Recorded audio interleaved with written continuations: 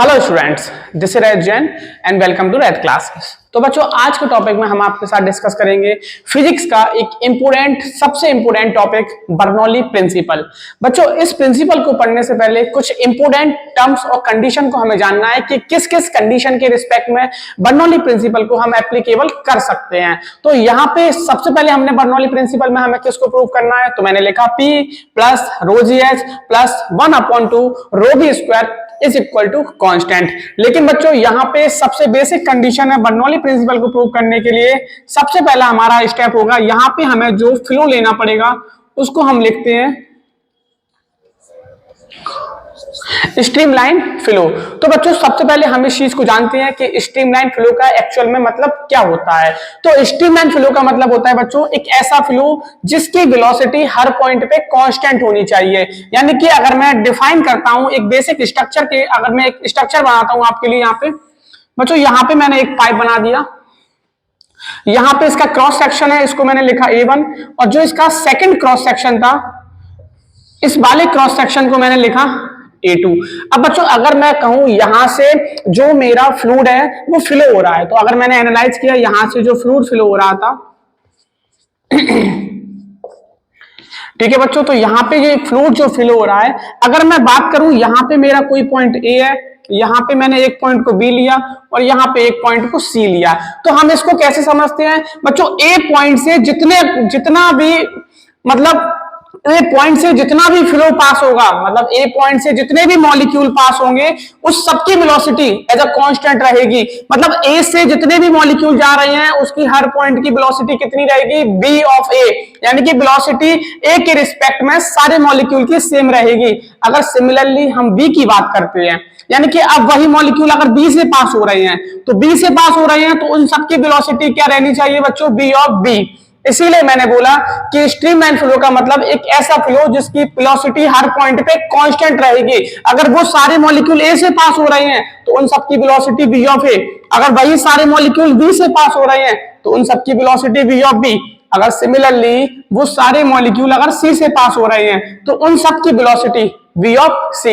इसको हम बोलते हैं स्ट्रीमलाइन फ्लो। तो बच्चों, बर्नौली थ्योरम के लिए सबसे पहली कंडीशन होनी चाहिए कि उसका जो फ्लो होगा उसको हम लिखते हैं स्ट्रीमलाइन फ्लो, यानी कि हर पॉइंट पे जो वेलोसिटी मिलेगी वो कांस्टेंट रहनी चाहिए। इसी के साथ बच्चों सेकंड टॉपिक हम यहाँ पे बताएंगे आपको। इसका जो सेकंड पॉइंट मिलेगा, यहां पे हम लिखते हैं कि वो हमारा जो फ्लूइड होना चाहिए वो नॉन विस्कस फ्लूइड होना चाहिए।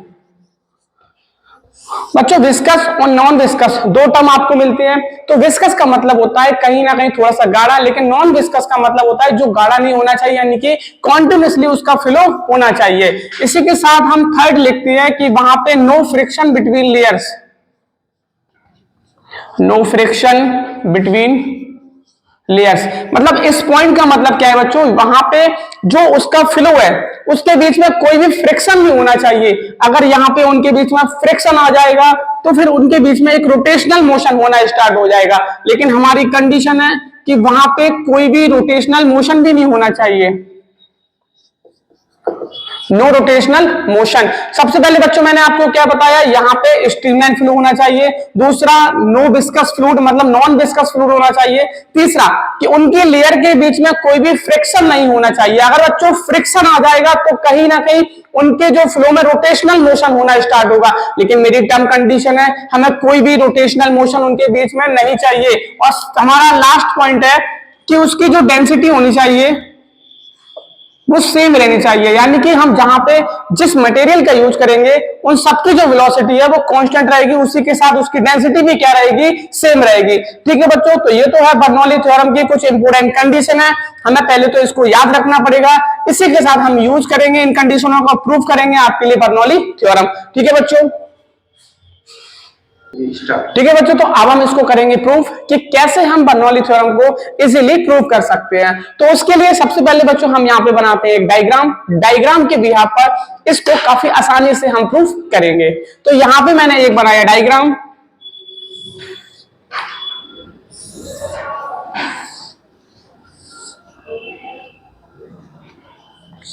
ये बच्चों बना दिया मैंने एक पाइप, और इस पाइप को मैंने थोड़ा सा हाइट पे रखा है, तो यहाँ पे इसकी हाइट भी डिफाइन करते हैं।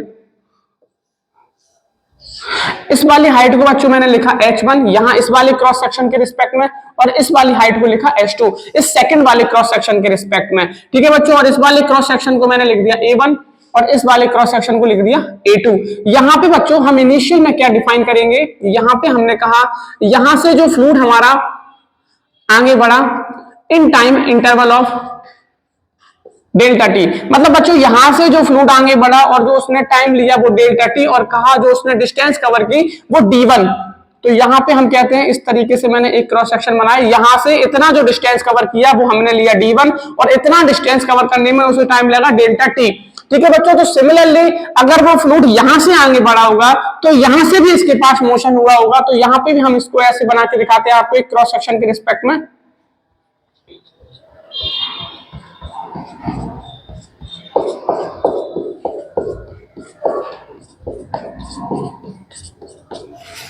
ठीक है बच्चों, हम यहाँ पे क्या बताना चाहते हैं कि यहां से अगर उसकी वेलोसिटी सपोज v1 थी, तो यहां से मैंने एनालाइज किया यहाँ पे उसकी वेलोसिटी v1, लेकिन यहां से जितने भी मॉलिक्यूल पास हुए हर मॉलिक्यूल की वेलोसिटी क्या रहने वाली है v1। रीजन बच्चों क्योंकि जो फ्लो है वो हमारा स्ट्रीमलाइन फ्लो है। सिमिलरली अगर वो यहां से पास होंगे तो उन सबकी वेलोसिटी कितनी रहने वाली है v2, क्योंकि वही सेम कंडीशन जो हमारा फ्लो है वो स्ट्रीमलाइन फ्लो है। तो v2 वेलोसिटी से सारे मॉलिक्यूल पास हो रहे थे, हमने कहा यहां से जो उसने डिस्टेंस कवर की तो वो हमारी डिस्टेंस हो गई d2 और टाइम हमें एज इट इज लगा डेल्टा ऑफ t। तो यहां पे हम थोड़ा सा डिफाइन करते हैं, अगर बच्चों speed is equal to distance upon time आपने फॉर्मूला पढ़ रखा होगा, speed is equal to distance upon time, तो टाइम के रिस्पेक्ट में अगर मैं इसकी वैल्यू निकालूंगा तो हमें आंसर मिलेगा बच्चों, अगर इसको डिस्टेंस के रिस्पेक्ट में निकालते हैं तो आंसर मिल जाता है स्पीड इंटू टाइम। तो मैं अगर यहाँ पे यूज करता हूं इसको तो d1 की जगह मैं लिख सकता था v1 डेल्टा t, और सिमिलरली अगर d2 की जगह यूज करूंगा तो लिख दूंगा v2 और डेल्टा t। तो पहले तो मैंने पता किया कि d1 की वैल्यू कितनी है हमारी, तो d1 की जो वैल्यू मिली वो v1 डेल्टा t, और d2 की वैल्यू मिली तो वो हमें मिली v2 और डेल्टा t। तो इनिशियल में मैंने जाना कि यहां से जितना फ्लो हुआ होगा सिमिलरली यहां से उतना ही फ्लो मिलेगा, यानी कि दोनों कंडीशनों में जो इसका मास मिलेगा वो हमारा सेम रहेगा। इसी को बच्चों हम यहां पे यूज करते हैं, और मैंने कहा using the conservation of mass,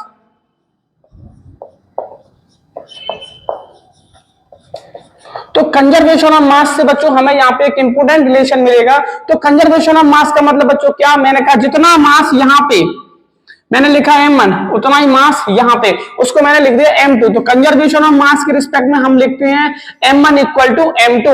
लेकिन बच्चों इस पूरे जो हमारे पास फ्लूइड है सबकी डेंसिटी एज इट कॉमन यानी कि रो उसकी डेंसिटी है, तो मास की जगह मैंने चेंज किया और मास को लिख दिया वॉल्यूम इंटू डेंसिटी, यहाँ पे लिखा वॉल्यूम इंटू डेंसिटी।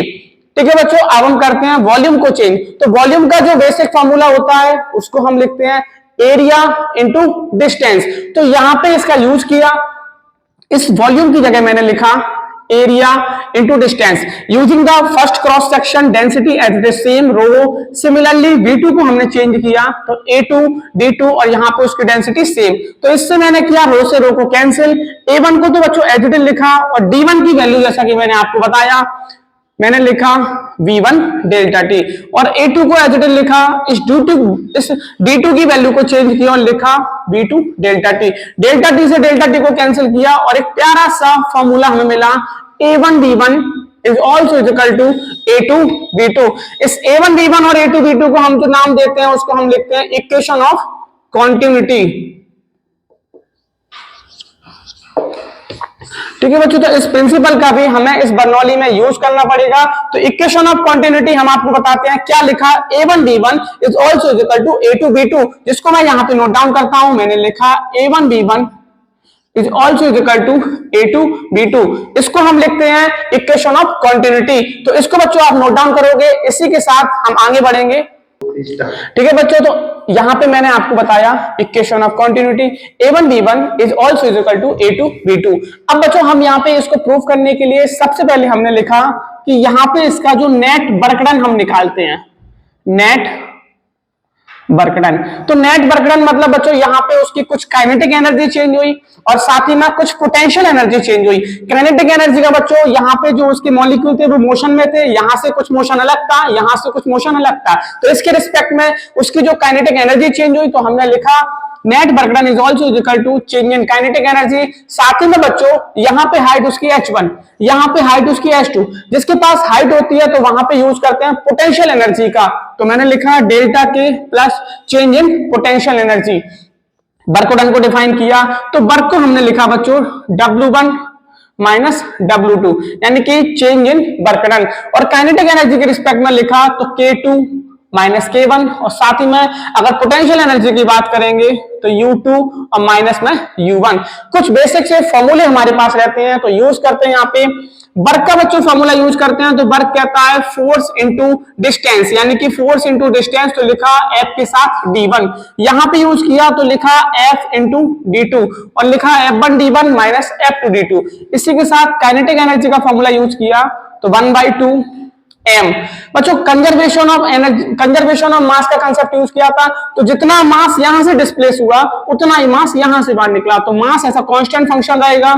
यहां पे वेलोसिटी v2 का स्क्वायर माइनस 1/2 m v1 का स्क्वायर, तो ये तो लिखा k2 माइनस k1 की वैल्यू। साथ ही में अगर u2 माइनस v1 की यूज करते हैं तो लिखा mg h2 minus mg h1, यानी कि height of h2 minus height of h1। यहां पे बच्चों इस फोर्स को मैं चेंज करता हूं तो फोर्स का जो बेसिक फॉर्मूला होता है, मैंने कहा फर्स्ट वाले क्रॉस सेक्शन से जो प्रेशर यूज हुआ वो P1 और सेकंड वाले क्रॉस सेक्शन से जो प्रेशर यूज हुआ वो मैंने लिखा P2। तो बेसिक फॉर्मूला आपने पढ़ रखा होगा, pressure is equal to force upon area, तो force is equal to pressure into area. तो इस फॉर्मूले का मैंने यहां पे यूज किया, तो इस फोर्स को मैंने चेंज किया, इसकी जगह लिखा P1 और साथ में A1, और D1 की वैल्यू को चेंज किया तो लिखा B1 डेल्टा T। यहां पे इसको चेंज किया तो लिखा P2 A2, और यहां पे इसको लिखा D2 को तो B2 और डेल्टा T।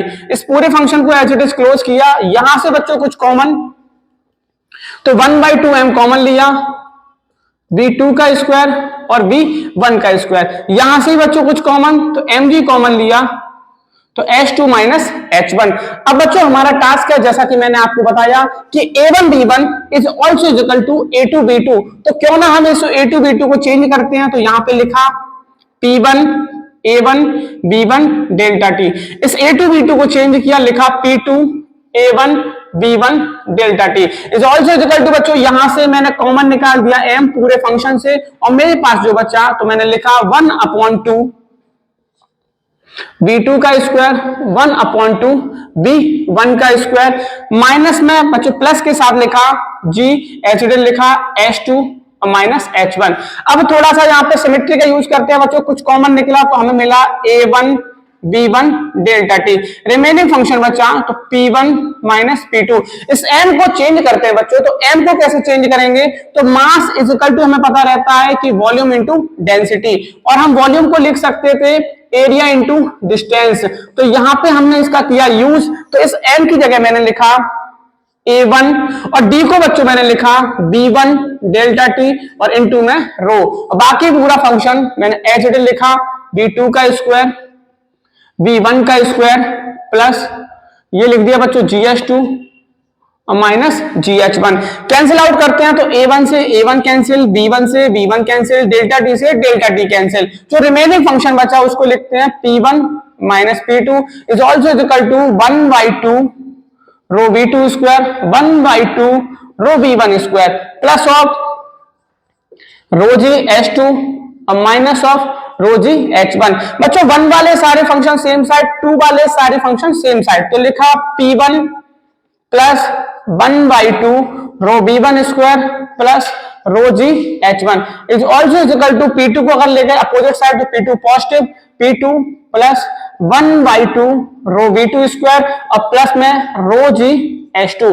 बच्चों यहां पे एनालाइज किया कि ये 1 वाले सारे फंक्शन है, ये 2 वाले सारे फंक्शन है, तो इस पूरी सिमेट्री को अगर मैं लिखूंगा तो इसको मैं लिख देता हूं P plus 1/2 rho B square plus rho G H is also equal to में कांस्टेंट।